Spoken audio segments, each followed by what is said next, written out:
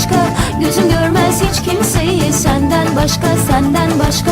Duyamam ben hiç kimseyi senden başka, senden başka. Sevemem ben hiç kimseyi senden başka, senden başka. Olamam senden başkasıyla.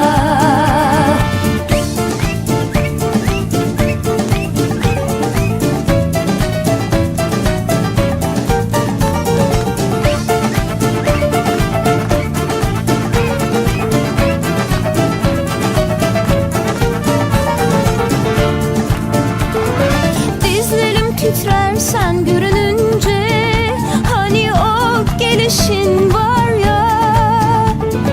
Aklımdan çıkmaz bütün ömrümce o çapkın gülüşün var ya. Bir ilkbahar yağmuruydu sanki, ardından güneş doğar ya. Yaktı bir ateş gibi inan ki o kor dudaklarım var ya. Senden başka, senden başka. Gözüm görmez hiç kimseyi senden başka, senden başka. Duyamam ben hiç kimseyi senden başka, senden başka. Sevemem ben hiç kimseyi senden başka, senden başka. Olamam senden başkasıyla. Senden başka, senden başka. Gözüm görmez hiç kimseyi senden başka, senden başka. Duyamam ben hiç kimseyi senden başka, senden başka.